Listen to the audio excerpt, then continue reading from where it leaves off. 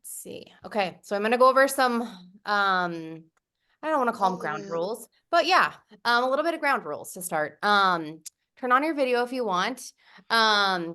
When speakers are speaking, if you guys would type your questions into the chat, and then at the end of each speaker, well, Erica and Nicole are gonna go together at the end of Erica and Nicole's presentation. I will filter out questions, and then after we go over the questions in the chat, if you want to raise your hand for questions, that'd be great. As always, be polite to our guests. Again, it is being recorded, so consider that when you're, if you want to get on video. And then all attendees are expected to treat each other and our guests with respect and stay to ZAP topics for this committee meeting. These are challenging times, and there are many other important topics, but maybe just not for this forum. So anybody that's unwilling, I know you'll all be willing to agree, but if there is anybody unwilling, you'll be excused from the meeting. And with that, I'm going to get into our agenda for the evening. Actually, I'm going to start with a welcome. So again, these committees are not successful without your participation. So thank you for making the time to come. Not just your participation being here, but during discussion, dialogue, and questions. I think that's where a lot of the most valuable part of these meetings happen. And taking the time to ask thoughtful questions and provide insights, again, is where all of the crux and best part of these meetings come from. And if you know anybody else that's interested in ZAP topics, please feel free to pass on these meetings. I really do believe the more the merrier. So with that, I'm going to get into our agenda. We are going to start out with two amazing women from Excise and Licensing, Nicole Kim and Erica Rogers. Nicole's going to start out presenting on the new 2024 residential rental licenses required. This is for any rental you have for 30 plus days, now needs a license in Denver. And then Erica is going to end with the overlap between the short-term rental and then the residential license requirements. And then I'm going to hand it over to Jack, who's with Colorado Poverty Law Project. And he is going to present on the 2023 tenants' rights updates in the state, as well as answer some questions. And then I started out the meeting talking about that we're going to end the meeting with questions and suggestions for what's next for 2024. So get your brain moving and help me plan out our agenda for 2024. And with that, I'm going to do some brief intros on our speakers so you can know a little bit about them before they talk to you. Nicole is the residential program manager for the Department of Excise and Licensing. She supervises the residential rental program implementation and operations, as well as the short-term rental application review team. Nicole has worked with community planning and development for 16 years and commercial plan review, as well as for the Denver Fire Department Fire Prevention Division, managing marijuana enforcement. When not overseeing licensing, Nicole is busy cooking, yay, running, and spending time with family, including her 2 small kiddos and husband. Awesome, Nicole. Thanks again for being here. And then we've got Erica. Erica is the policy director for the Department of Excise and Licenses. She sees it all at the city. If your R&O is applied for a GNA, you've likely worked with maybe have worked with Erica before. She supervises the policy team tasked with creating new and improving existing licensing ordinances. Erica has been with the city and county of Denver for 6 years and has also worked on enforcement policy with the city attorney's office. Erica loves both the excitement of live music and events, as well as the stillness of hiking and camping. And thanks again for being here, Erica. And then we've got Jack. Is it Regenbogen? Am I saying that right, Jack? Yay, sure. awesome. Okay, I actually had to Google it and say, how do I pronounce this correctly? So thank you, Google Translate, for helping me. And Jack is the Deputy Executive Director at Colorado Poverty Law Project. He has been here since 2021. He started working on anti-poverty legislation in Colorado in 2015 with expertise in evictions, landlord-tenant law, mobile home park policy, and affordable housing. Jack is responsible for developing and supporting policies to improve the housing securities of low-income Coloradans. Thanks, Jack. He also assists with Colorado Poverty Law Project's administrative and developmental functions. Jack earned his JD from the University of Pennsylvania Law School in 2015 and a bachelor's degree from Colorado College in 2012. So thanks to all of our presenters for coming. And with that, I am going to turn it over to Nicole to get us going. I'm going to stop sharing, Nicole, so you should be able to share. Okay. Okay. Okay, can you guys see my screen here? Ma'am. Okay, I got one thumbs up, so that's good enough for me. So thanks for the nice introduction, and thanks for having me tonight. I always love talking about residential rentals and short-term rentals. So again, my name is Nicole Kim. I'm the rental program manager for the Department of Excise and Licenses. We are the agency that is implementing the license program and requirements. This was a council passed ordinance in May of 2021. So I'm sorry. Oh, sorry, I thought someone had a question already. So we are the agency that's implementing the license requirement. This was a council initiated ordinance. So we're basically just taking what was given to us in ordinance and implementing that. So, and I'll talk a little bit about the phased approach and how this is going. So first, I do want to start with some of the policy goals. So why are we doing this? Again, this was a council initiated ordinance. Councilwoman, at the time, Council President Stacey Gilmore, recognized a need for a program like this. So there was nothing in Denver that was a proactive requirement for ensuring that rental units were complying with minimum housing standards. There was and still is a complaint-based program where tenants can make a complaint if they don't have, say, like running water or hot water, or their heat has been broken and their landlord is refusing to fix it. So a complaint-based program didn't necessarily consider all of the equity considerations that we want to make in our city. It puts, the onus on those tenants who might not want to make those complaints.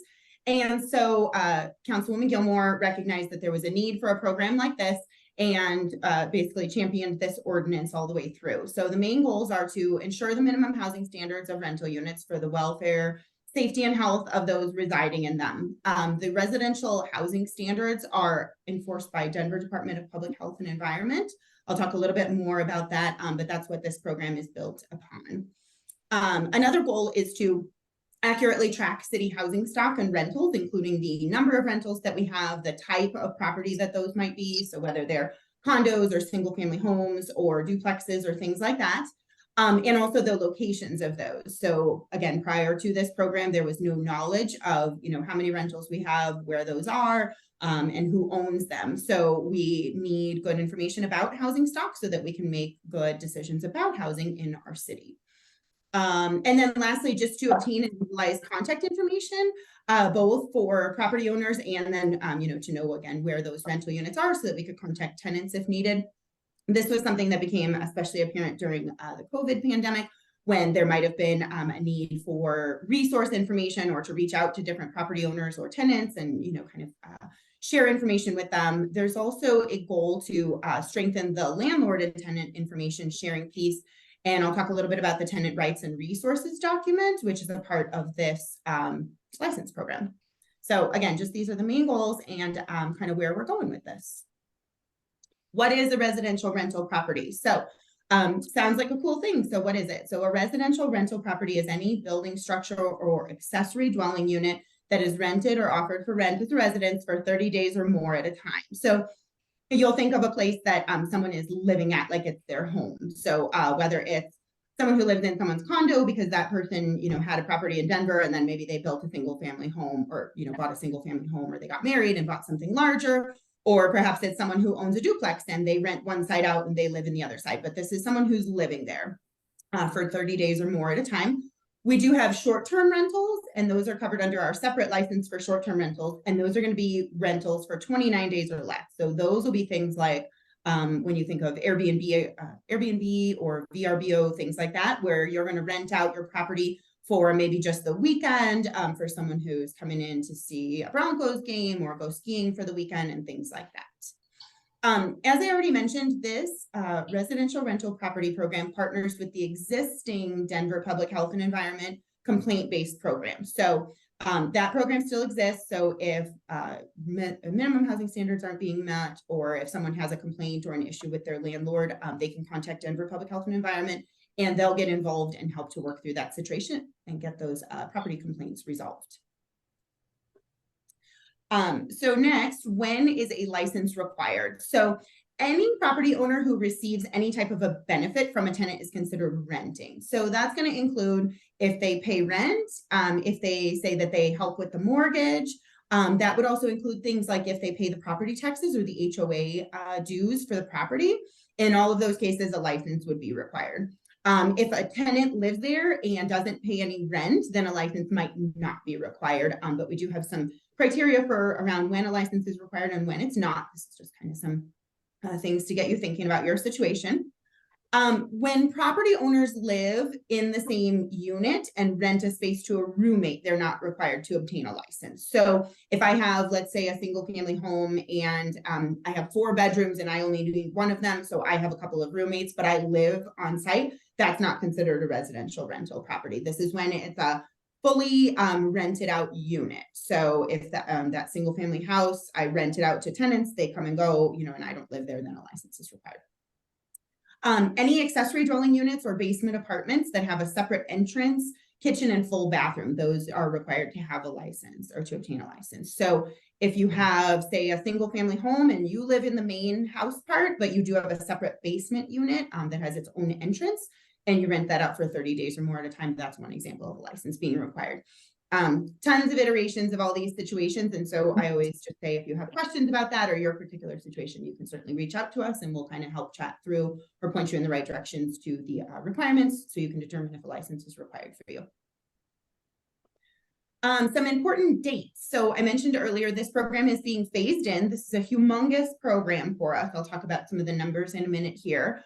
But there's a phased implementation approach here. So as of January 1, 2022, landlords are required to provide a written lease and a copy of the Denver Tenant Rights and Resources document. And both of those are required anytime that a new lease is signed or agreed upon, and anytime that a rent demand is made. So that's not just that's not when your rent is coming due every month. That's if a rent demand is made. As of January 1, 2023, so earlier this year, at the beginning of the year, all multi-unit properties were required to have obtained a license. A multi-unit property means 2 or more units at any property. So if they're, again, if it's a duplex and both of those units are rented out and the owner owns both of those, that would be considered multi-unit for this license. The last phase coming up, and I'm going to be so excited when I don't have to go over the phasing anymore. By January 1 of 2024, all single unit properties will need to have obtained a license. So single unit properties are going to include, again, single family home, a duplex where you just have one unit that you own and rent out, or something like if you own just one condo in a building, single units are coming due. So basically by January 1 of 2024, all units, any configuration that you have will be required to have this license if it's a rental for 30 days or more at a time. Required inspections is the next item I'm going to talk about. This is probably the biggest component of the program. So again, the main goal is to ensure compliance with minimum housing standards.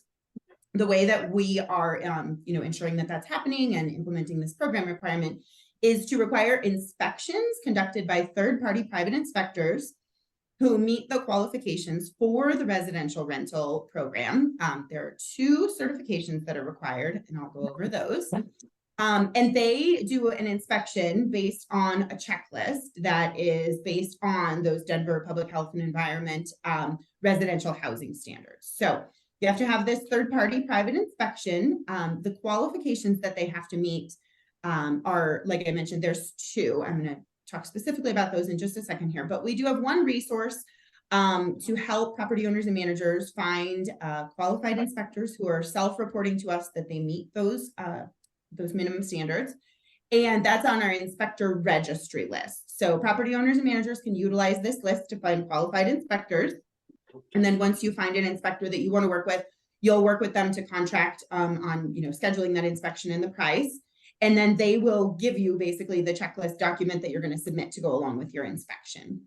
We do not endorse any of the inspectors or their services. So City and County of Denver or excise and licenses, we don't endorse them, but we do just have these minimum qualifications that they have to meet to conduct the inspections. And then again, we set that checklist that you're both going to be working off of. And so, like I mentioned too, the costs and the scheduling are set by the inspectors or the inspection company. So you'll work with them to figure all of that out and select your inspector and work with them. The qualifications, like I mentioned, that the inspectors do have to have.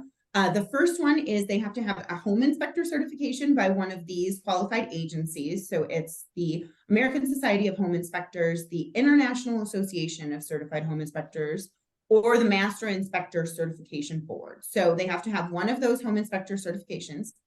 And then they also have to be certified by the International Code Council as a combination building inspector. So they can either be a commercial or residential commercial combination building inspector, and these are the designations listed there. So it's an R5, C5, or C8, but they do have to hold both of those. And then they'll provide basically copies of those to you to submit with your application package. And that's the verification that they have those minimum qualifications that are required.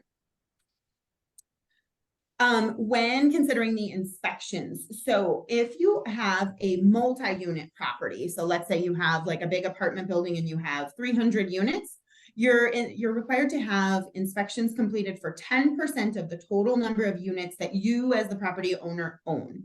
The minimum is 1 if less than 10. So let's say you have like a triplex and you rent out all 3 units. You could apply as a multi-unit license, and then you're just going to have one of those units inspected. If you do have just a single family home, it just requires an inspection of that unit. The inspection, which units are going to be selected, it does have to be randomly selected by the inspector. So the property owner doesn't get to say, you know, I have these 10 units, I want you to inspect unit, you know, A or 101 or whatever it is like that. The inspector is going to select those. All of the checklist items do apply. So we have some items that are related to common areas and shared utilities, and those will apply regardless of the property type. So think things like stairways, you know, being in good condition, lighting, if it's required there, trash removal, you know, things like that, that might be related to those common areas or shared utilities. And like I mentioned before, so if you do have those multi-unit properties, you can apply for a single license if you meet the criteria for that. And that is that they have to be on single or contiguous parcels. So meaning it's at one property and under the same ownership. So if you own those either under your name or under an LLC, as long as they're under one ownership and they're at that same property, you might be able to apply for that multi-unit license. And again, on the flip side, single unit properties do require an individual license. So like I mentioned before, and we can pull this up if anybody has questions about it at the end, there is an inspection checklist form. It's based on the residential health code. It's on our webpage. This is the document that the inspector will be working off of and that they'll provide to you for your application. So definitely would, you know, suggest or recommend that you take a look at that before you contract with an inspector so that you know what those items are on the checklist. There are 25 items, and again, they are the minimum housing standards as determined by Denver Public Health and Environment that all residential rental units should meet. So things like hot water, heating works, you know, egress requirements.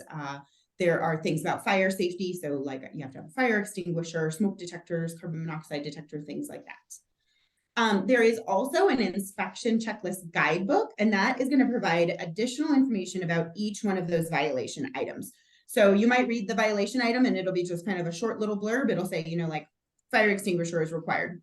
The checklist guidebook is going to give you some specifics on that, you know, like how many, where do they have to be located, what's the minimum rating, things like that. Same thing for like heating systems. What's the minimum heat that it has to be able to obtain when the temperature is X degrees outside and stuff like that. So definitely 2 good documents to review if you are going to be engaging in obtaining a license for this. If you do have any checklist questions, so once it gets kind of beyond our level where we're just saying, here's the checklist and here's the guidebook, those are going to be handled by Denver Public Health and Environment.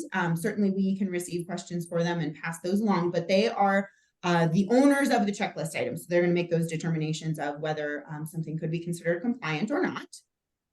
And one thing to add too is properties do have to comply with all other existing codes and laws. So this is going to include like zoning, fire, and building codes. So those all still apply. And then this is just the checklist related to the license application and getting that license for your residential rental property.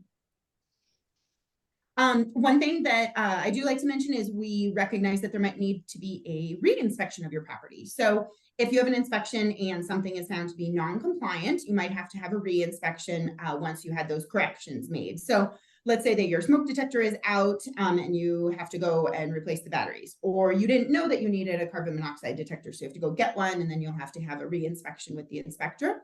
Again, you'll work that out with the inspector as far as the scheduling, if there is a cost, what would determine compliance with that. All of that's handled between you and the inspector, but there are some timeline considerations to keep in mind when you are looking at both your initial inspection and your re-inspection and the submittal of the application. So applicants must submit an application within 90 days of the original inspection. So let's say everybody runs right out tomorrow and gets their inspection done for their residential rental property. You'll have 90 days from that your application. If you do have any of those re-inspections that I mentioned, you'll have to submit those within 1 year of the application date. So if you submit your application with your non-compliant items on your checklist, you're going to get an email that says you need a passing checklist, and you'll have 1 year to resolve that before your application would be closed. While you don't have your license, just keep in mind unlicensed properties are subject to fines and enforcement. So make sure you get your license in the time frame that is applicable to you. We do have a few exemptions, so I'll just touch on those. There is an exemption for new construction, and that's for structures or properties that are built within the last 4 years. And it's based on the issuance date of the certificate of occupancy. So that's basically the document that the building department gives you that says, okay, you can go ahead and occupy this space. So there is an exemption for that, just based on the fact that they, when you have a new property built, you're going to have a ton of inspections, and they'll verify things like those minimum housing standards. There are also exemptions for affordable or public housing properties. So you may be able to qualify for a fee waiver or an inspection exemption. So if you have your inspections completed by a qualifying local agency, so say like CHAFA or HUD or something like that, you might be able to use that inspection in lieu of the residential rental property inspection and submitting the checklist. More information about any of those exemptions are on our web pages.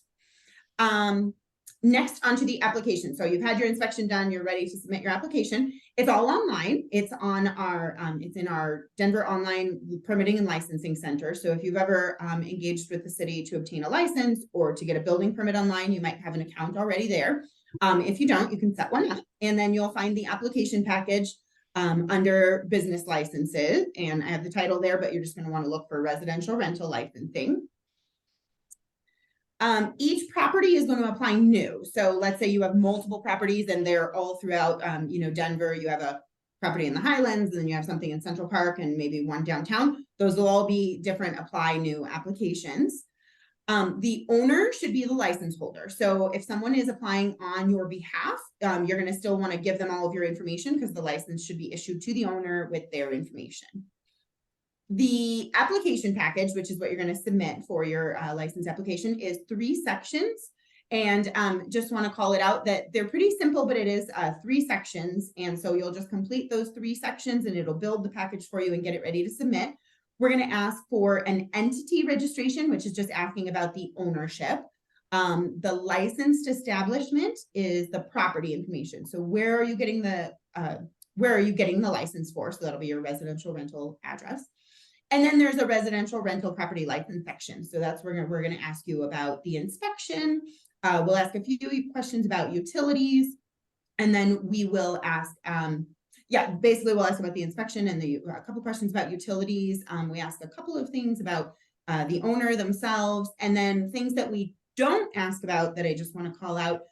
We don't ask about your tenant. We don't ask, is your tenant named Joe or Mike or Susan or anything like that. We don't ask about the rent. So you're not going to have to provide any of that tenant information. We don't ask about like when is their lease expire or anything like that. Again, some things related to the application. So you will have to provide that inspection checklist copy and those inspector certifications, like I already mentioned. So you'll get those from them when the inspection is completed. We do require some ownership verification information. So that could be something like your ID or passport if you own your property in your own name. So let's say you have your single family home and you own it under Nicole Kim. And I would just provide my ID as my ownership verification.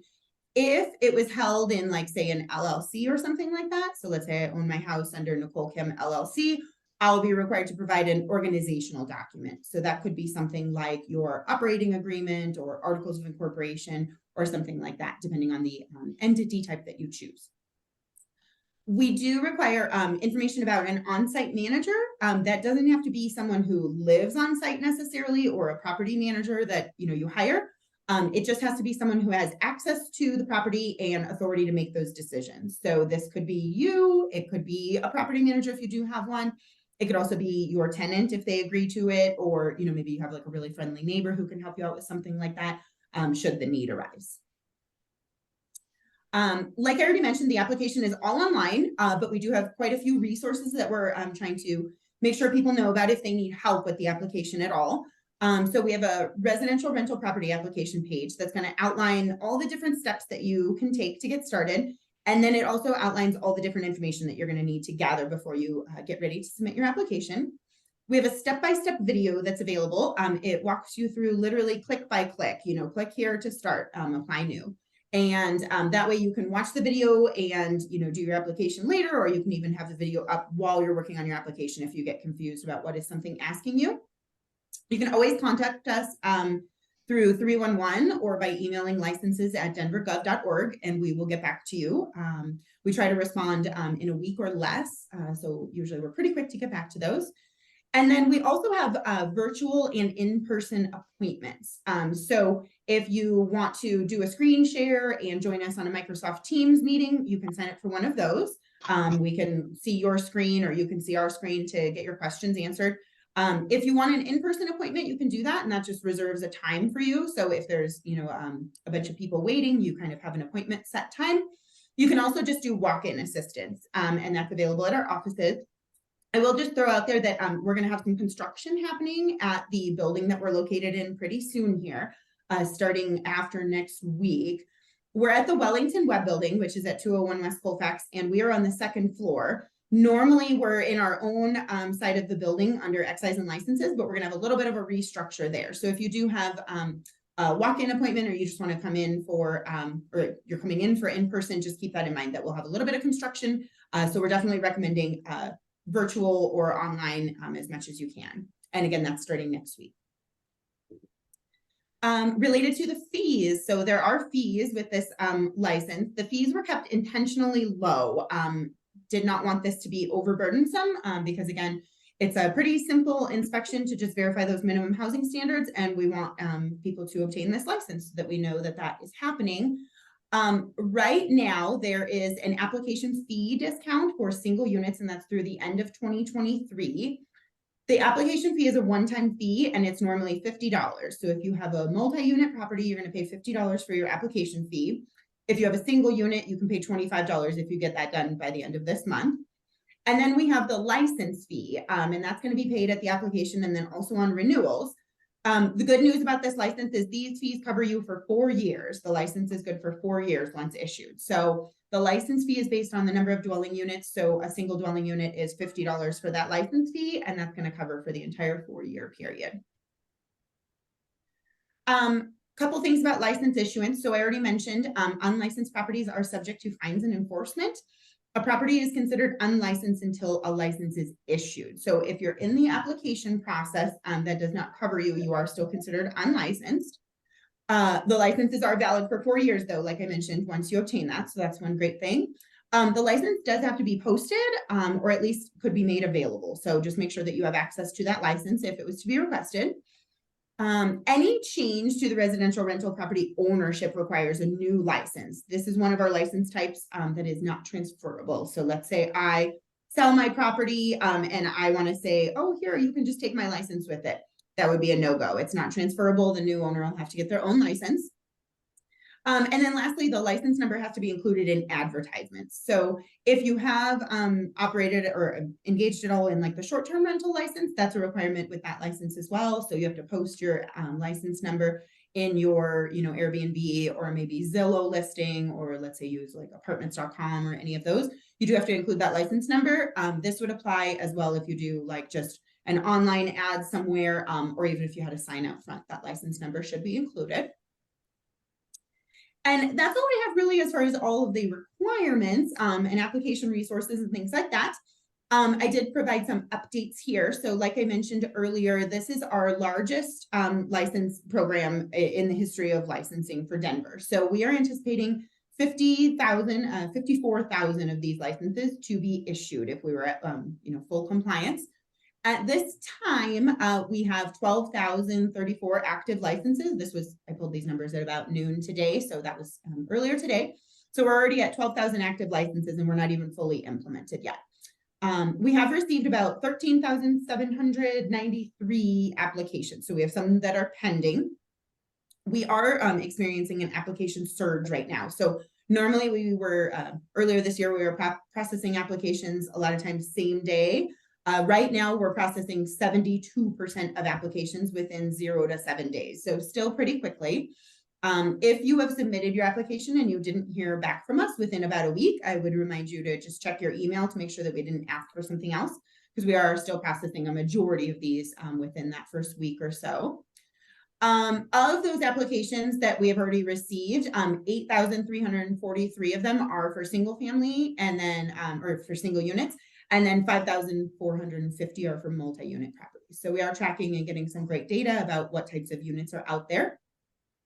And then lastly, related to enforcement. So we are conducting enforcement, like I mentioned earlier. This is based on how many units you own. So if you're a multi-unit property, you are subject to fines and enforcement already. This will be coming up though in 2024 for single units.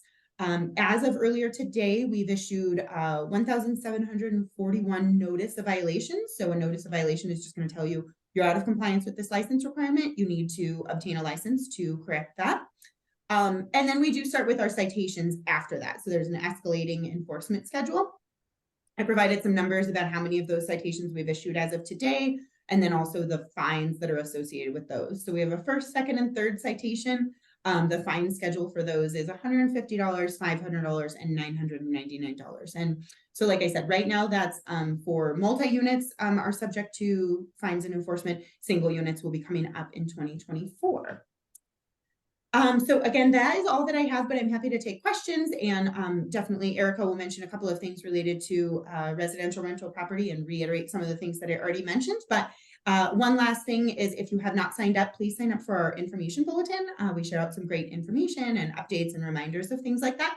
And then I provided my email address, and I'll definitely share this presentation with Amber, and I think she can share it out with the group. So thanks so much again for listening.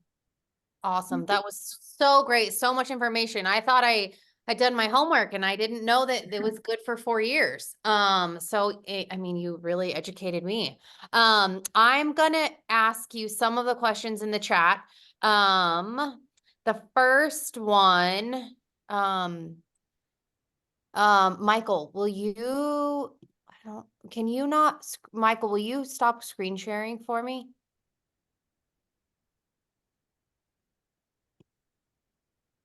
Oh, here, I can do it. I got it. There we go. Okay. Sorry, got sidetracked. Jane Potted, I think this is more of a comment. She said, I know many college students have had property issues with their landlord and fear that complaining would increase their rent and wouldn't resolve their issue. And maybe I can follow up with a question. Is there, I mean, I guess if they were complaining, there wouldn't be an anonymous way to do that. Any advice on what to do if a college student is experiencing something like that, Nicole? Yeah, so that's basically the goal of the residential rental property license. So, these units should be complying with those minimum housing standards before a complaint is even necessary. If you do want to make a complaint, though, whether you're a college student or whoever you are, you can do that. You can submit those through 311.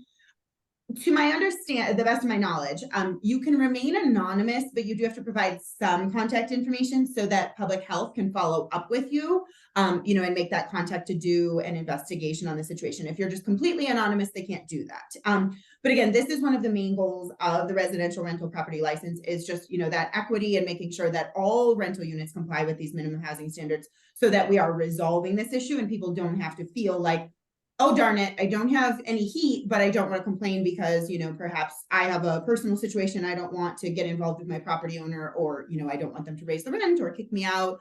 Similarly, this is why there's the requirement now for the written lease, that puts tenants on a more level playing field with landlords.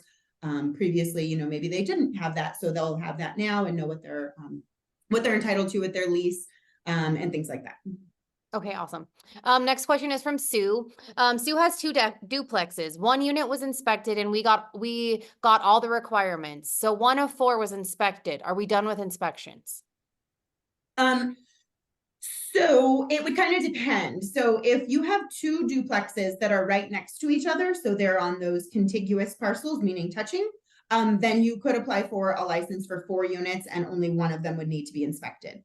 If however, your duplex is, you have, you know, one duplex on, I don't know, 32nd Avenue, and then another one is, you know, downtown somewhere or something like that, then those would be considered 2 separate properties. You can apply for one license for 2 of the units, and then the other license would be for those other 2. And in either of those, you'd have to have one of them inspected. Okay, great. I'm going to save Anthony's question for after Erica goes, because it might be answered in her presentation. And then I've got one more question from Marcus. For completed inspections so far, how many pass on the initial inspection run? If you have the data. Yeah, so that would actually be a better question for inspectors who are conducting these inspections, because they're not required to submit those to us. So it's up to the property owner, who again is the one who's, you know, on the hook for getting this license, to submit those inspections to us. Just want to reiterate, we do want you to submit those non-compliant inspections within 90 days of that initial inspection. And if you have any re-inspections, you have a year to complete that. Okay, and then go ahead. I was just going to say, I saw the, you know, the next comment that popped up. Okay, good. So we are adhering to the ordinance, and the way that the ordinance is written is, you know, that the inspection comes in with the application. And so that's how we're implementing this requirement. So we don't track data on like the individual violations. We don't track, you know, necessarily like were there inspections completed that failed. Also, again, keep in mind, these are third-party private inspectors, so it's not city inspectors who are coming out and doing this, so we wouldn't necessarily even have access to that data. Okay, awesome. And then, John, I'm going to wait to go through the questions that you asked until Erica's done. I don't think we're going to get to all of your questions, but I can send them out to Nicole and Erica, and if we don't get them answered tonight, we'll get them answered as best as we can. So with that, Erica, I'm going to turn it over to you. All right, cool. Thank you also for the wonderful introduction. That was very sweet of you.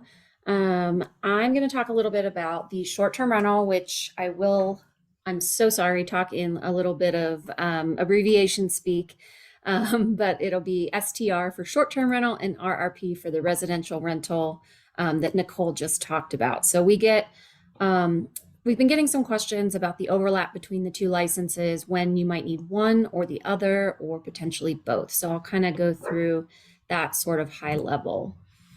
You just heard Nicole talk a lot about the basics and some of the requirements for the residential rental, so I won't repeat those. I'll just kind of go through the similar provision for short-term rentals, right? So while a residential rental is a residence that you rent out to someone for a period of 30 days or more, short-term rental is a dwelling unit operated as a lodging accommodation for a period of less than 30 days at a time. So where the residential rental is really to provide, longer term, midterm housing, short-term rentals are that short-term, the alternative to a hotel that someone's operating out of their home. So they do live in different sections of the DRMC, the Denver Revised Municipal Code. The residential rental licenses in Chapter 27 dealing with housing, and the short-term rental licenses in lodging, Chapter 33. So just a little high-level difference there. Both, of course, require a license, but whereas the residential rental license is a 4-year license, the short-term rental license is a 1-year license. Like most of our licenses, you have to renew it annually. Neither of the licenses is transferable. So if you were to move out of your home, that license, what we would want to do is surrender it so that the new person, whoever moves in, they would have to apply for a new license. It's based on, depending on each of the licenses, different things, but not transferable either way. For the residential rental, there is no insurance requirement. However, there is a minimum insurance requirement for short-term rentals. Again, this is just due to the nature of the type of accommodations provided. It also helps protect the person who's offering their home on that short-term basis to maybe a higher number of guests throughout the year than someone in a residential rental situation. So there is a minimum of $1 million in liability insurance, as well as notice to your insurance company. Now, if anyone rents on Airbnb, you know that Airbnb offers $1 million in liability insurance to their hosts. That does meet that requirement. So you can choose to get additional insurance or use that coverage, but there is that requirement in our ordinance. So those are the basics. Comparing the application requirements, the short-term rental application is also online, so it's in a similar portal. You need to prove identification, just similar to residential rental, but you don't need to offer an inspection. There's no inspection requirement for short-term rentals. Now, sometimes if you're renewing a short-term rental and, for example, there's maybe a zoning issue that the zoning department has brought to our attention, or a primary residence concern, there may be a spot inspection for that particular issue, but it's not required of all applicants in all circumstances. For short-term rentals, you also have to notify your HOA if you're going to be using the property as a short-term rental. We do that because a lot of HOAs have insurance policies on common areas, and so in order to protect any claims that the HOA or you as the homeowner would want to make, say, for example, God forbid, you have a really, disrespectful guest. They come in, they trash your place, they trash the common area. If the HOA's insurance company doesn't know that that is something that's happening, they can flat out deny that claim, even if they would have covered it if they had known. So that notification is there to protect both the HOA and the homeowner, just in case of a guest, so that they can let their insurance carrier know. One thing that you do have to have for short-term rentals, or I guess I should say another thing is that you don't have to have for residential rentals is the proof of primary residence. So while you can have any number of income properties in Denver that you can rent out for 30 days at a time or more as a residential rental, you cannot have income properties that you rent out on a full-time basis as short-term rentals. So it has to be your primary residence. So what are some compliant ways people do this, which most of our short-term rental hosts in Denver are compliant? Maybe they've got a basement unit that's permitted as an ADU that they rent out, as much as they can throughout the year, and they live upstairs. Or maybe they have a detached ADU that they do that in. Or, alternatively, maybe they've got a little 2-bedroom condo and they rent out one room, here and there to make some extra money. Or maybe they rent the whole place out if they go skiing on the weekends, things like that. So in all of those situations, that's your primary residence. You live there and you're just renting out a portion of it or all of it when you're not there as that primary resident. You do not have to own the short-term rental property in order to rent it. You just have to be the person living there. So, for example, I'm a renter. If I wanted to short-term rent my place, I would just have to show in my application a signed possession of property certificate saying that, yes, I, have a lease at this apartment. I'm lawfully able to be here and it's my primary residence that I'm renting out. You also, for a short-term rental, need a lodger's tax. So that's so that you can pay the lodger's taxes associated with those accommodations, which are not required for residential rentals. Some of the compliance requirements and differences and similarities, like Nicole mentioned, you have to display your business file number. So that's your license number, usually looks like a year, BFN, and then a bunch of numbers. That has to be listed in all advertisements so that just like when you go to a restaurant and you can see their food license hanging on the wall, most of these types of properties are advertised online. And so being able to post that on the advertisement where the customer is looking lets them know this is a licensed property. The difference here on appliances, there's no requirement for appliances. However, at the bottom, you'll see there is a list of certain safety equipment that is required in short-term rentals. So you have to have a functioning smoke detector, carbon monoxide detector, and fire extinguisher on the premises. If you're a guest in a Denver short-term rental and you've noticed that this wasn't there, you can always make a complaint through that same system.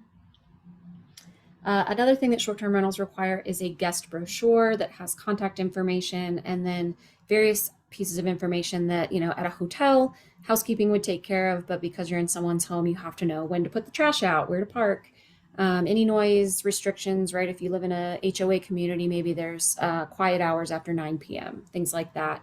And then any kind of evacuation routes or other relevant information. So that has to be provided to the guest.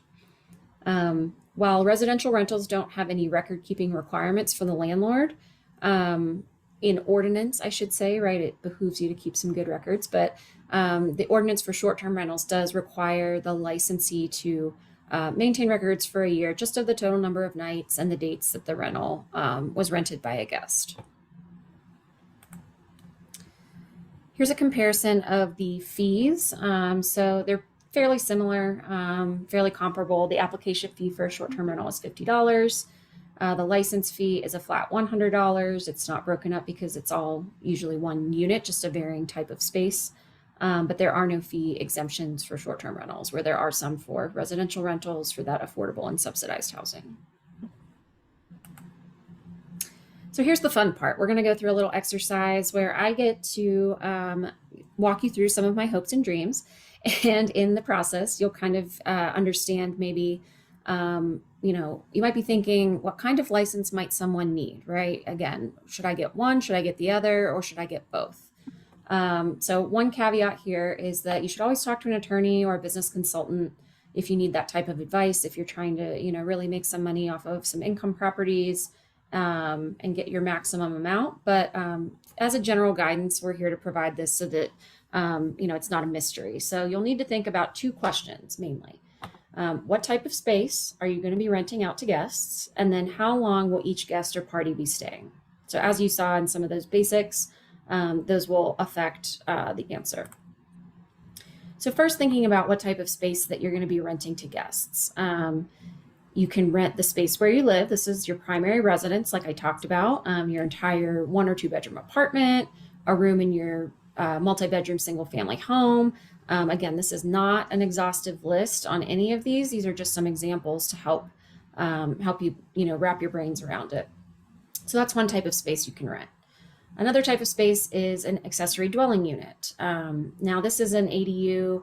This term gets used a lot. You guys are probably familiar with it, but in order to be a true ADU, the accessory space has to meet those ADU guidelines in the Denver zoning code. So like I mentioned, that basement ADU within a single family home or a detached ADU on the property where you live, right? They've gone through zoning. Zoning has signed off on them and they say, yep, this is an ADU. The third option of the space that you can think about is a space that you don't live in and that isn't accessory to the space you live in. That's probably going to be a residential rental. So for example, a condo maybe that you used to live in, but you moved in with your partner, and now you want to rent it out. Or a single family home that you rent to tenants for a year at a time in a traditional lease or a multi-unit apartment building.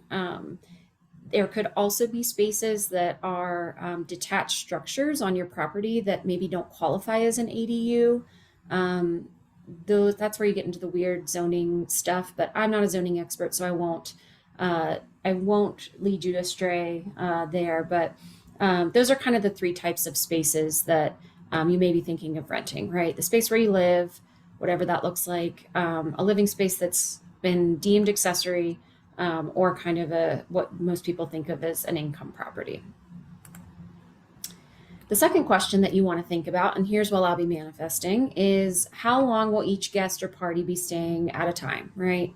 I sort of got into this, but the short term is stays that are 29 days or less. So in order to be able to rent a space short term, it has to be your primary residence. So that is the only type of space that can be used for short term. We talked about skiing on the weekends, travel for work or leisure during an extended vacation. So if you want to take you know, a trip every single weekend to go up to the mountains during ski season, and you want to rent out your place short term while you do that, just for 1 or 2 days, that's a short term stay. Midterm or long term, this is not defined anywhere, but these are terms that I'm using to refer to stays that are 30 days or longer. So midterm being like a month to month kind of thing, or you know, maybe you have a 6-week situation where you want to rent out a space to a visiting professional, right?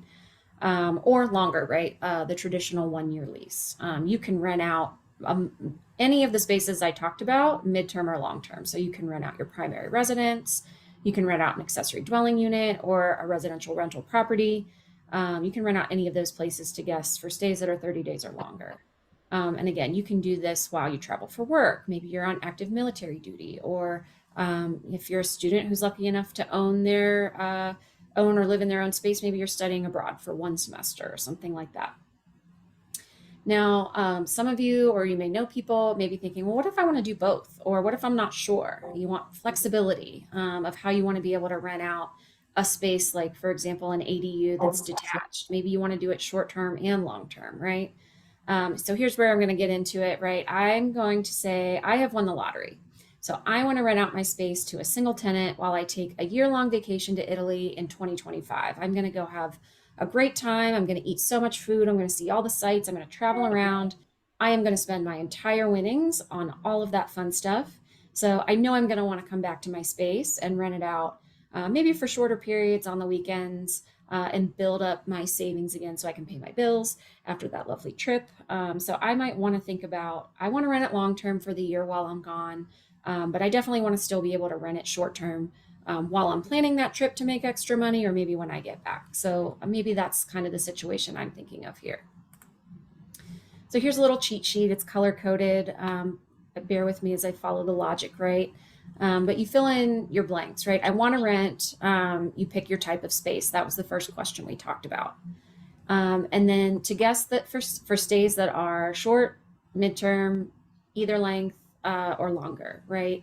And then this side will tell you what kind of license you'll need. So if you want to rent out either the space you live in or an ADU for short-term stays, you get the short-term rental license.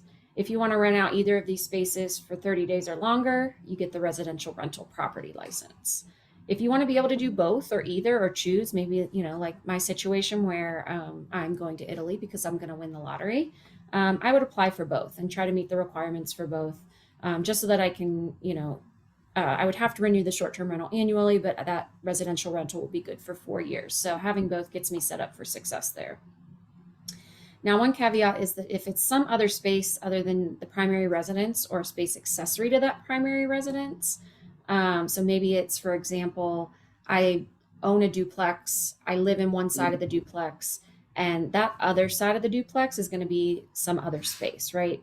It's not where I live in Unit A, and it's not accessory to my space because a duplex isn't, one side of a duplex isn't accessory to the other, they're equal. So I could only do that long-term, which means I would have to get the residential rental property license for that. So that's the cheat sheet, and some things to know about, you know, previously we had the short-term rental license and we didn't have a long-term rental license or a residential rental. So here are the things that, you know, you may be wondering what's changed. So previously, short-term rental licensees could rent to their guests for any length of time with only their short-term rental license, right? If it was a short-term rental, you had to get the short-term rental license, but you didn't need to do anything special to rent it longer than, you know, 30-day stays. Now, starting January 1st, everyone who is going to be renting 30 days or more is going to have to get that residential rental license if they want to do that long-term piece. So if you're a short-term rental who's been doing this, you'll need to get that additional license.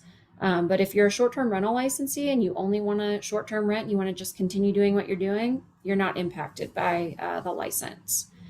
And then the final thing to know is that residential rental property licensees can't rent their residential rental property short-term unless they also meet the requirements for that short-term rental license. So in my position, right, in my example I gave, this is my primary residence. I do live here. I can rent it long-term for that year that I don't live here. And then if I meet the requirements for the year before and the year after, I can short-term rent that. So that's the scenario where that works. I know that's a lot of information. I'll open it up to questions on that part of the presentation. Okay, I have one, Erica. And actually, I'm going to start it off with my question, which I've wondered from the get-go when this all first started is what is the city doing to reach out to landlords? I have some friends that bought a new house and rented out their old one and they had no idea this is coming. How are you guys getting out to landlord and owners that they need to be compliant? Where maybe they 6 months go down the road and they had no idea they needed this license. I'm going to kick that to Nicole. She's been doing most of the residential rental outreach. Yeah, I was going to say, that's a great question. So obviously we are, connecting with people through outreach. We've been doing in-person sessions at libraries throughout this year. We sent out postcards to 40,000 property owners in Denver. We're doing quite a few things. We're doing social media. We've been in the news. There are radio and TV ads. So we're trying to connect with folks in all different ways. We're also, obviously, like I mentioned, suggesting sign up for the bulletin, share this out with other interested parties. So we've been focusing heavily on outreach this year. I think I'm probably missing multiple things that we were doing, but we focused heavily on outreach for this entire year because we knew that there were going to be people who we needed to connect with, and that's probably been, one of the more challenging things related to this program. Okay, awesome. And then I guess a follow-up to that is, are you guys considering extending the deadline? Because based on how many numbers you're expecting versus how many you've gotten, are you guys extending the deadline for when you're going to start sending out notices? So the short answer to that is no, but that would be something that wouldn't happen like through excise and license. Again, the requirements and the timeframes are in ordinance, so that means law. So we can't just change that and say, we want to extend it. I would also just comment that, again, we have issued 12,000, and some change licenses. This is our largest licenses expansion in the history of Denver. And we feel actually very good about that number right now. Erica, I just will mention you're still screen sharing. I got it. So we feel pretty good about that number right now. And just keep in mind, the license program isn't even fully implemented yet. So as of, January 1 of 2024, will be fully implemented. We've been in a, voluntary compliance phase for some of the units, even still now. Okay, great. And then I got a question from Jacqueline. I have a unit that is currently out of service. Do I wait until I'm going to put it back into service before submitting an application? So the requirement for residential rental property is when a unit is rented or offered for rent. So that's how you'll need to make your determination on when you need to be compliant. Okay, awesome. Well, thank you both ladies so much for a plethora of information. I'm glad that this was recorded. So there will be a lot of people, not just at this meeting, but that we're going to share this with. So thank you so much for your time. And if I get any more questions, either later or via email, I'll send them your way. And then maybe we can get some answers for some other folks. Oh yeah, happy to answer questions. I know I'm the kind of person, I'll be driving down the road and I'll think, man, I should have asked that. So if anyone thinks of something in the coming days, weeks, months, feel free to reach out. We're happy to answer questions. Awesome. Appreciate you. All right. Thanks with that, for I'm having gonna us. Oh, sorry. Go ahead. Oh, I just said thanks for having us. Oh, yes. Thanks again for coming. Appreciate you. All right, Jack, you ready? It's your turn. You're up. I am. Do you mind sharing the PowerPoint? Yes, I sure will. Let me get that going. Screen share. We are PowerPoint. Man, I'm not used to using PowerPoint. So let's see if I think I remembered the button. Let's find the right button.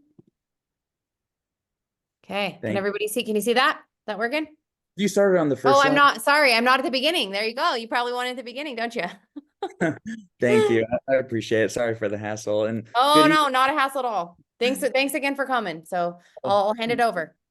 Well, thanks for having me, and good evening, everyone.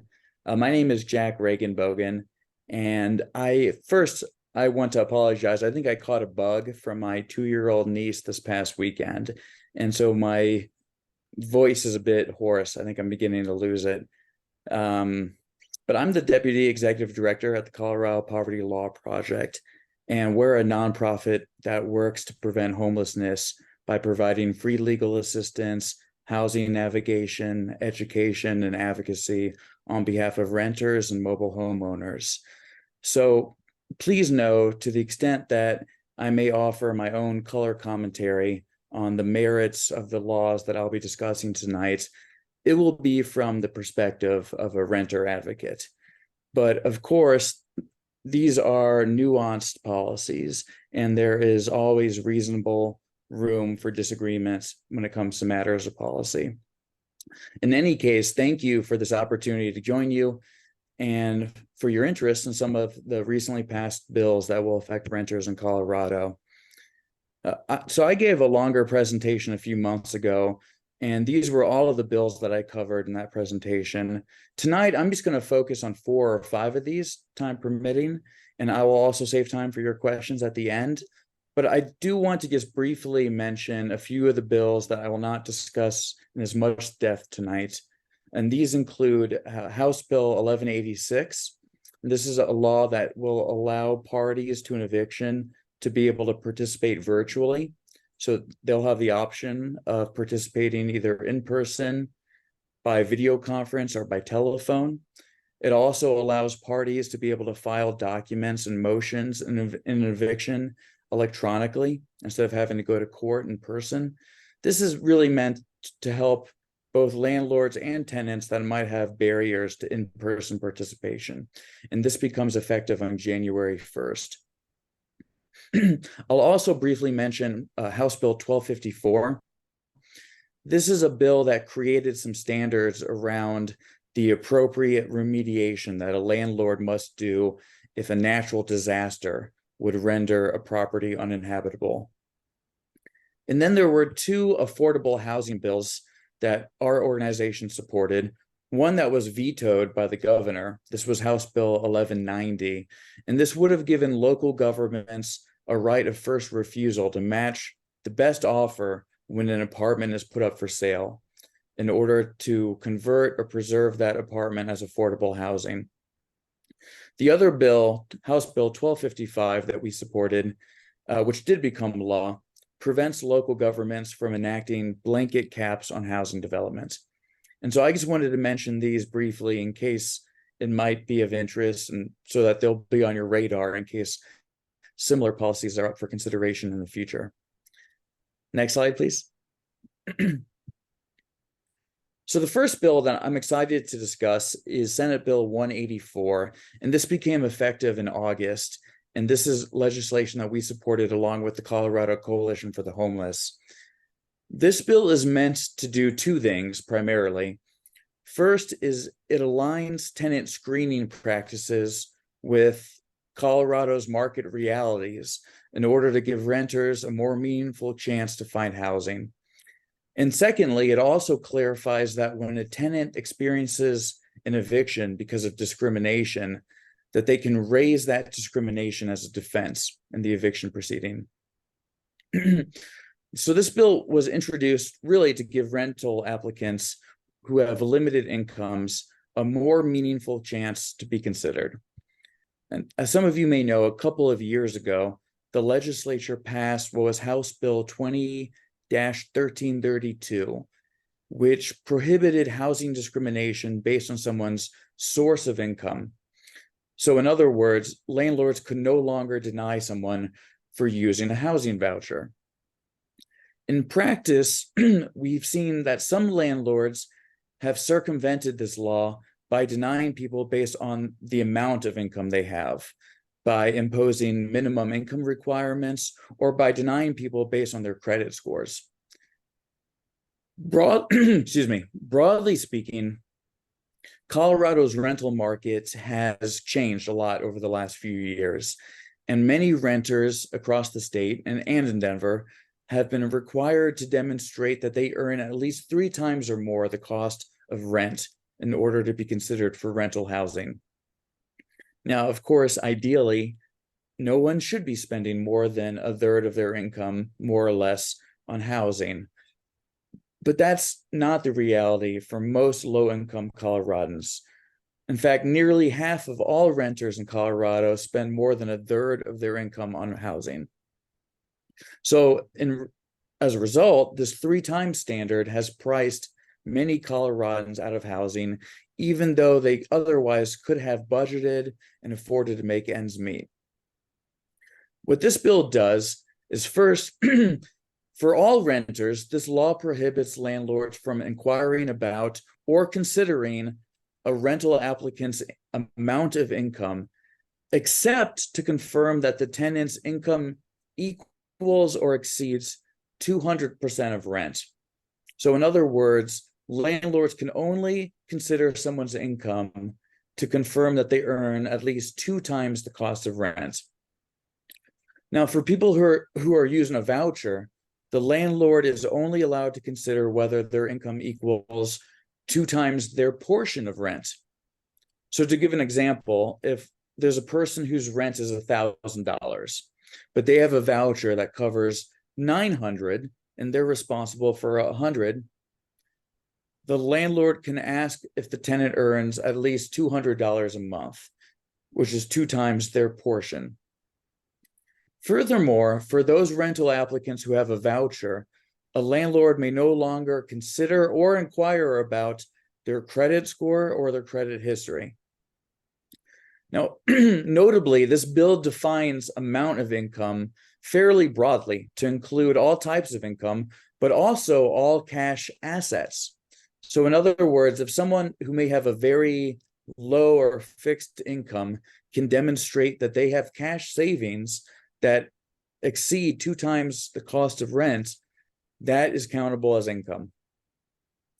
Now, there generally are no exceptions or carve-outs to this law, except that housing providers who are receiving funding from a government or a nonprofit can still inquire about someone's finances for the purposes of determining if they qualify for a subsidized unit.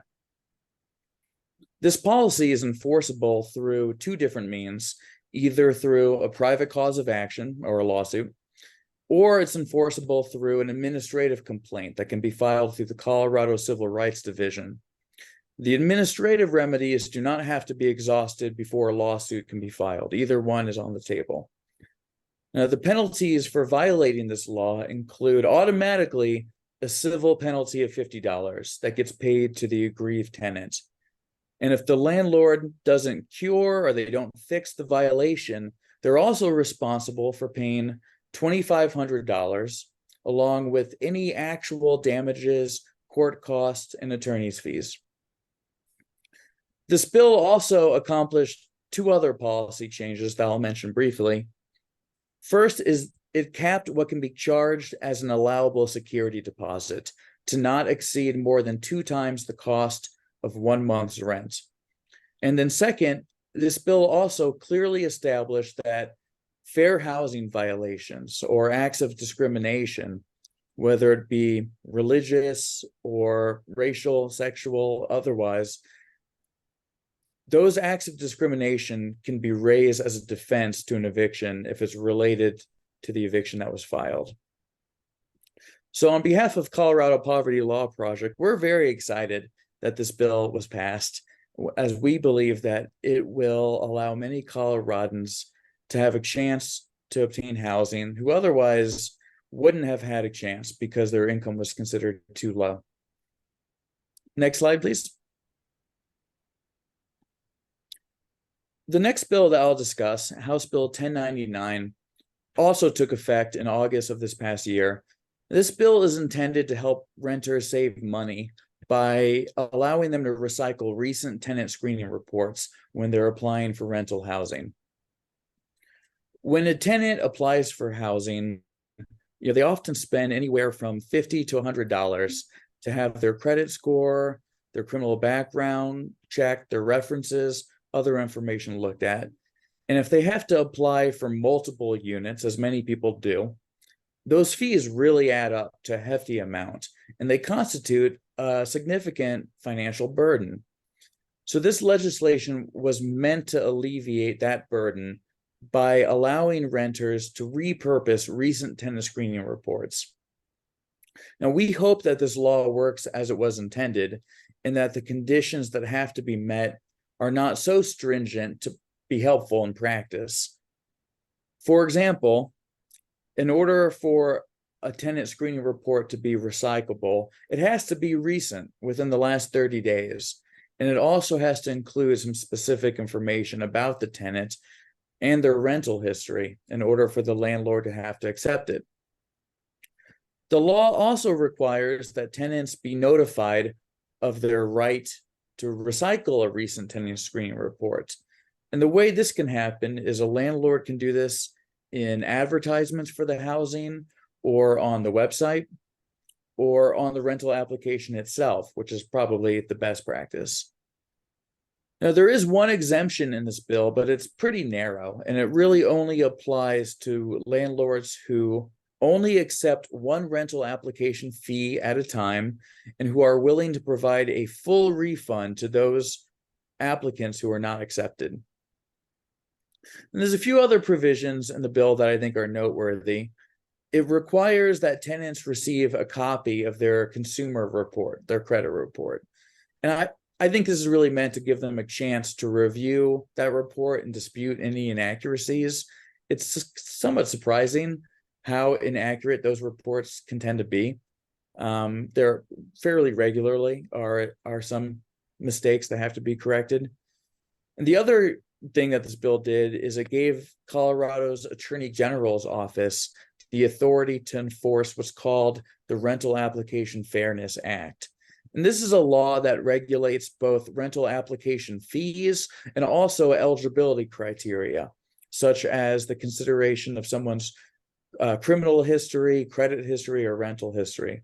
So with this law passing, there will now be some degree of state oversight over that law. Next slide, please. Thank you. So the next one I'm excited to talk about is House Bill 1120. And this is a bill that will provide certain protections to most tenants who are receiving certain federal benefits. And specifically, this applies to most renters who disclose that they are receiving either SSI, SSDI, those are Social Security benefits, or TANF, TANF, otherwise known as Temporary Assistance for Needy Families, or in Colorado, it's also called Colorado Works. Now, under this bill, which became effective last June, most renters who are receiving those benefits will be allowed the opportunity to receive a mediation before an eviction can be filed. And they will also, on the back end, they'll be guaranteed more time to move after an eviction. They'll have 30 days to move instead of what is otherwise 10 days. Now, generally, this bill is intended to help facilitate a mutually acceptable resolution to housing disputes without incurring the cost and burden of a formal eviction proceeding. Mediations are often successful in resolving disputes without saddling a landlord with additional court costs and without burdening the renter with the scarlet letter of an eviction proceeding. So how does this law work? Tenants are informed of their rights when the landlord serves the rent demand or the demand for compliance. And that must include some type of notice as to the right of mediation if the tenant is receiving those benefits. When the landlord, if the landlord ultimately files an eviction, they will also be required to submit an affidavit with the court that says either that the renter qualified for mediation, but it wasn't successful, or the tenant didn't qualify for the mediation. Now, there are a few notable exceptions to this law. Landlords are not required to provide mediation if the tenant doesn't disclose their status of receiving those benefits, or if the landlord is a nonprofit that already provides mediation opportunities, or, and this is probably the biggest, if the landlord owns 5 or fewer rental units. In those cases, the landlord is exempt and this law doesn't apply. Otherwise, the landlord must disclose that mediation is available before an eviction filing. Now, the mediation is to be provided at no cost to the tenant, and leases cannot require the tenant to pay the cost of mediation. The cost is, however, subsidized by the state, and then the remaining cost is paid by the landlord. This mediation must be done by a trained, neutral third party. And in fact, the law actually instructs the Colorado Office of Dispute Resolution to schedule the mediation at the first available date and no later than 14 days after requested. And parties are allowed to bring legal representation to a mediation, and a party could waive the right to mediation. However, it cannot be categorically waived in a lease agreement. If a landlord fails to comply with these requirements, there's no financial penalty necessarily, but the eviction is to be dismissed by the court without prejudice. Now, this bill also requires, with a few exceptions, that people receiving these benefits have 30 days to move after a judgment for an eviction is ordered by the court. From a policy perspective, people on a fixed income, including folks that may have a disability or who are caring for a young child, they may have additional barriers to finding new housing, such as finding accessible housing or finding housing within the same school district. And so these 30 days are meant to provide more time to find that alternative housing. However, I will note that this additional time does not apply to evictions that are considered substantial violations. And that's a legal term of art, but generally it refers to very serious violations of a lease that might threaten health and safety. In those cases, it's still 10 days. And also, if the landlord owns 5 or fewer rental units, then the time frame also remains 10 days. Next slide, please. Thank you. I wanted to mention the passage of House Bill 1068, which becomes effective on January 1st. And this bill addresses pets and the rights of pet owners in housing. Now, of course, as you might expect, this bill was heavily opposed by the big leash industry. No, I'm kidding. But seriously, this bill does a couple of things. First, this bill prohibits insurance companies, insurers, from considering the breed of a dog when setting premiums or approving plans. It also requires certain accommodations for pets when an eviction is being executed, and essentially requiring that the pet be given either to the owner or brought to animal control if the owner is unavailable. But the pet has to be cared for one way or the other. This bill also caps what landlords can require as an additional security deposit for people with a pet. So the pet deposit cannot exceed $300 and it must be refundable. And then finally, this bill also provides that any additional rent that is charged to pet owning tenants that's tacked on for simply having the pet, that amount of the rent surcharge cannot exceed either $35 a month or 1.5% of rent per month, whichever is greater. Next slide, please. And then finally, the last bill I'd like to discuss is House Bill 1095. And this bill also became effective in August. This bill prohibits certain clauses from being included in lease agreements. One change in this bill is that it limits leases from requiring that a tenant pay a landlord's attorney's fees unless a court has actually ruled that the landlord is the prevailing party and that the attorney fee that's being charged is reasonable. So this will help renters who, in some cases, landlords will tack on attorney's fees when they demand rent and they file the eviction, even though they actually haven't gone to court yet and they haven't prevailed in court. And so it really makes it difficult for some tenants to catch up on their debt when those attorneys' fees are tacked on the front end, because it creates a moving target. And so this bill clarifies that that's not generally permissible under a lease agreement. This bill also prevents most leases from requiring renters to waive certain fundamental legal rights, such as the right to a jury trial or the right to a class action lawsuit, the right to what's called good faith and fair dealing, and the right to quiet enjoyment, meaning the right to basic privacy and safety and minimal security. Finally, this bill also includes some new guardrails around the permissibility of fees in lease agreements. And specifically, it prohibits a landlord from profiting more than 2% off of third-party fees. It also prevents a lease from characterizing unpaid fees or utilities as rent for the purposes of an eviction filing. And this bill explicitly prevents, and this just applies to housing providers that are taking a subsidy. So housing providers that accept a local, state, or federal subsidy, they are explicitly prohibited from evicting a person based on unpaid utilities. I do want to flag that this new law doesn't apply to all leases, and specifically, it does not supersede any greater protections that are offered by the Mobile Home Park Act to mobile home park residents.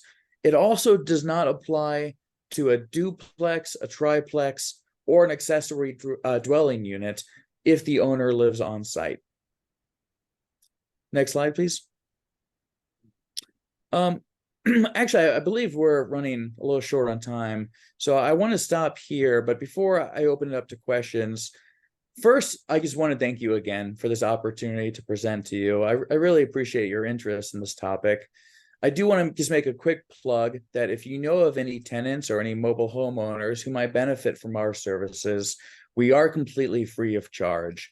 And probably the easiest way to get in touch with us is through our website, which I can share in the chat momentarily.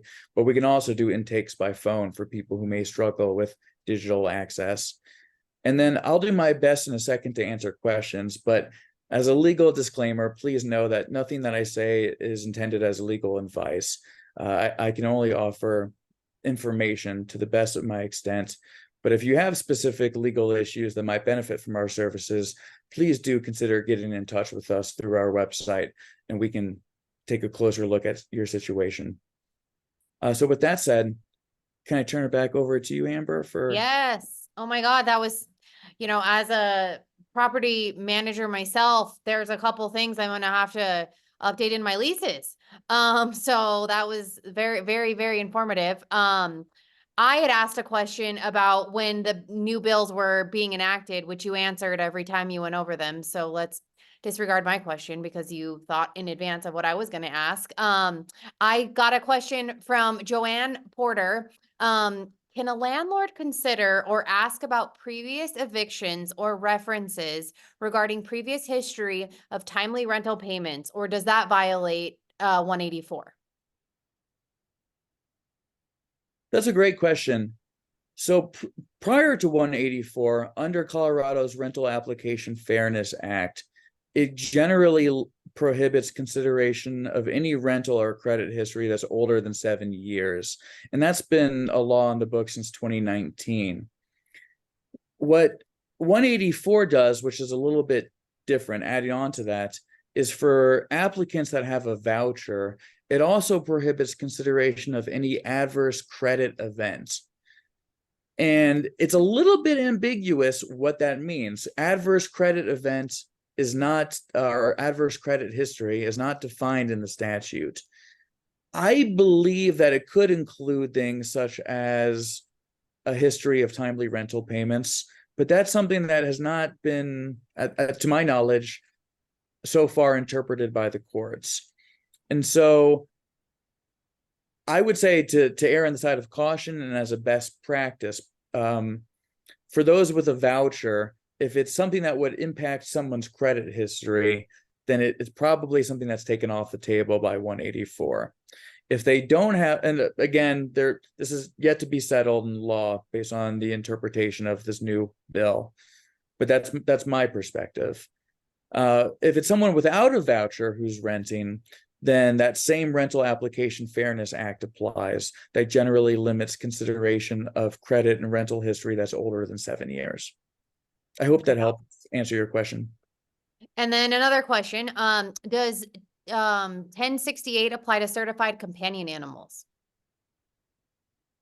The short answer is there's a whole separate set of laws that are generally more protective of the right to have certified emotional support animals for people who require them. Those aren't necessarily considered pets. This was a bill that was specifically intended to establish rights around pet ownership, which could it be inclusive of companionship animals. But if we're talking in a legal sense about a support animal that's required because of someone's disability, those laws are actually, I think, more stringent in terms of required access for the person who relies on that animal.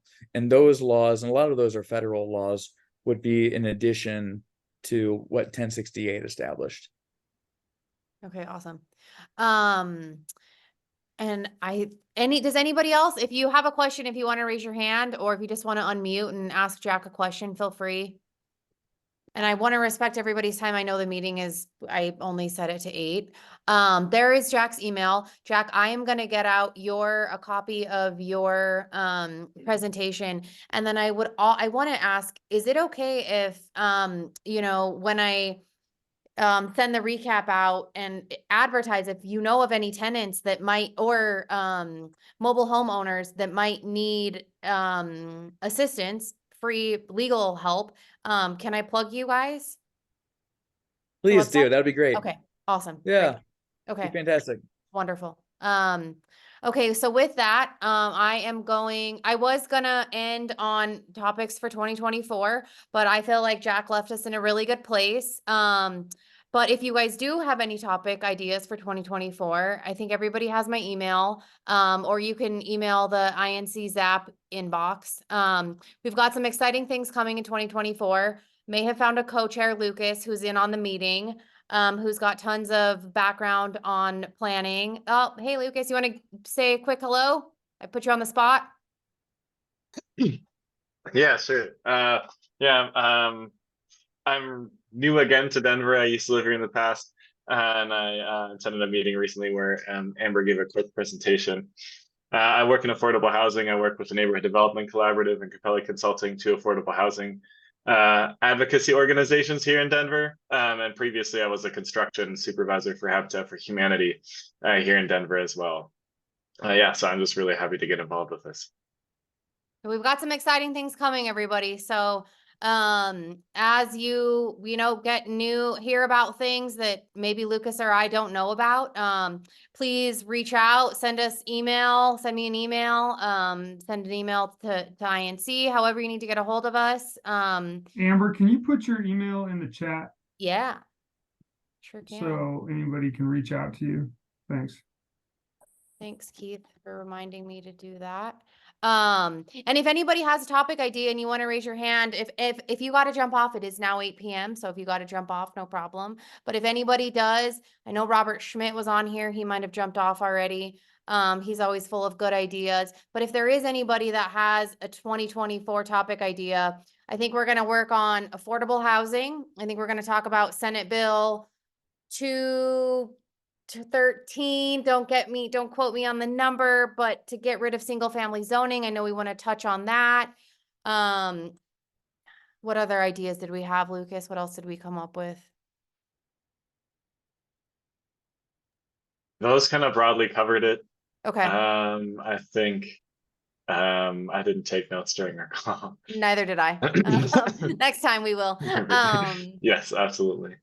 So if there's any other ideas that you guys have, or anything else about going on in and around the city, you know, our ears are to the ground in different places. So please reach out, and I hope you all have a wonderful holiday season and looking forward to 2024. And we might do monthly meetings in 2024 if we have enough topics to cover and enough interest and enough participation at the meetings. So the more you come and get involved, the more meetings we're going to have. So again, I appreciate your time, everybody, and cheers to the end of an amazing 2023. Have a good night. Bye-bye.